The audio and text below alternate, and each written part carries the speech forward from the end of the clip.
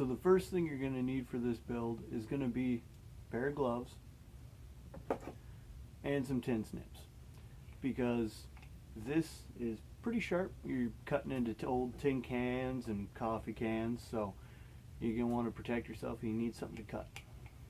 So the first thing you're going to want to do is you're going to want to get 3 regular soup cans, or 1 regular soup can and one of those big long pasta cans. So what you're going to want to do first is you're going to want to take 2 cans and you're going to want to cut them like this. And we'll show you why a little bit later on. So you can try to use a can opener to cut them like that. I don't know if it's the cans or the can opener that I have, but it did not want to cut the bottom of this because it had a really round edge. So can opener had nothing to grab into. You can try using a hole saw, but metal will go flying everywhere and your bit will get stuck every now and then, so you got to go really slowly. But I think the best thing that you can do is just use tin snips and try and pretty it up as much as you can. And then after you have 2 of those cut like that, what you're going to want to do is take your coffee can and cut a big old hole in it. So how you're going to want to do this is you're going to want to take one of the cans that you already cut, line it up with the coffee can, and get a marker and draw an outline around it. And it's also you're also going to want it to be about an inch or 2 up from the very bottom of the can. This one is an inch from the bottom. And then what you're going to do once you have your hole drawn on there, you're going to want to take a pair of tin snips. It's better if they're sharp because these ones were dull and it was a bitch. But you're going to want to take your tin snips, start off in the center. Even if you have some nails, pop 2 nail holes in there just so you can get these to start better, because if you don't, you're going to need to try and jab them in there.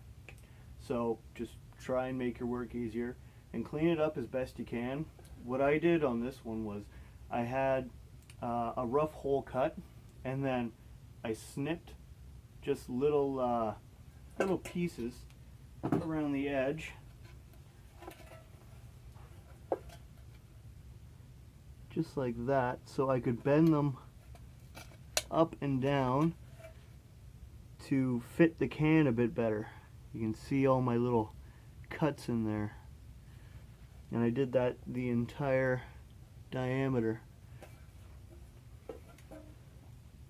So then what you're going to want to do is you're going to want to take your 3rd can and you're going to want to do the exact same thing that you did with the coffee can. You're going to want to take another can, you're going to want to put it on here, and you're going to want to trace a hole around it and cut a circle. Now I did not do that little technique I did on the coffee can with this one. I just tried to pretty it up as much as I could. So you would like it to be snug, but if it's not snug, that's not a huge issue, I suppose. You could always fix it up somehow. And then what you're going to want to do is you're going to want to take the can that was just cut out of both ends like that, and you're going to want to fit it into your big can here. Like I said, it's good if it's fairly snug. So you have that fit in here, and then you're going to take the can that you halved out a bit, and you're going to put it inside the big can and join it up with this can on the inside. You can do this in whatever order you want, as long as both of them are joined up on the inside. So you should have something that looks a bit like that. And you can have your little nozzle sticking out there. And you would like for this to be in the center as best as possible. It probably won't be touching the ground or the bottom of the can, because we're going to fill that with sand in a bit, or some sort of insulating compound. So you're going to want to take your other can that has both ends cut out of it like this, and you're going to want to cut up along it. just like that. And you'll have a little piece that's opened up like that, and then you want to take it and put it in here.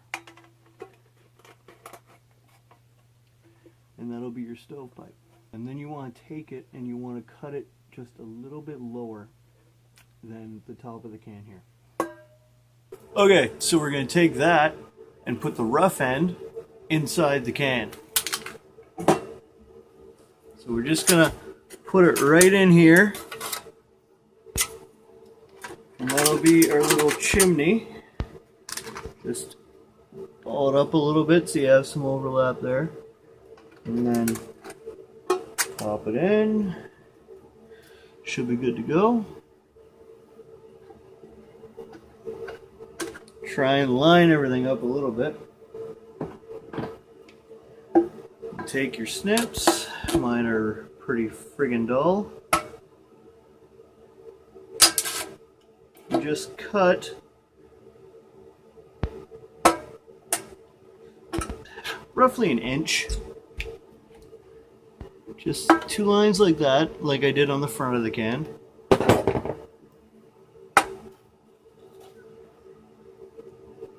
Bend them out.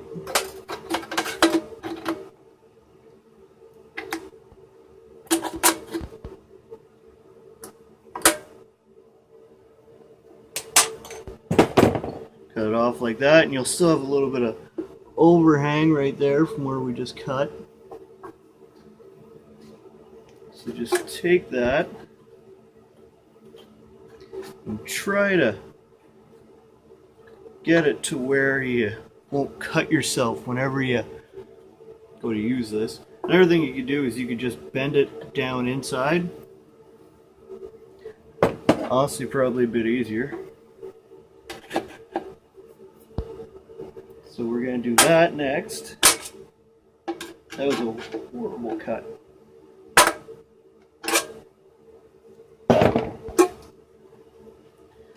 Just take it and bend it down in there. See, like so.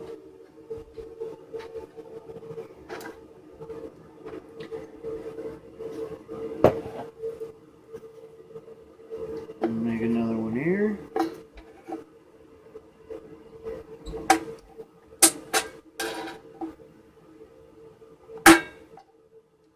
And the purpose of this is so you can put a pot on it or a pan or whatever. So that's why you want your chimney to be just slightly lower than the top of the can. So you can rest it on, you can rest a pot or pan on there and it's not going to disrupt the airflow at all. So I've got 3 cut right now. I'm just going to cut one more in the front. Again, I probably don't need to. So I probably won't. And another thing you can do with this rocket stove is you can take another piece of tin can or any kind of metal and wedge it in halfway through here, so it's just like that. So you'll have a bottom hole and a top hole, and what that'll do is it'll suck air in from the bottom and your wood will be on top or in here, and it'll burn a lot quicker. And that's the purpose of a rocket stove. You just got to remember that when you have your rocket stove, you don't want this first can here being all the way in this. You want some room so you can either drop sticks in there or just have some airflow, because if you have that completely blocked off, you're not going to have any airflow. And the next thing you want to do is fill this all up with sand, not this, but just the inside of the big can. And then you're ready to go, and you have your own rocket stove. And we're going to test this out in another video. Thanks for watching. We hope you enjoyed this build. Have a good day.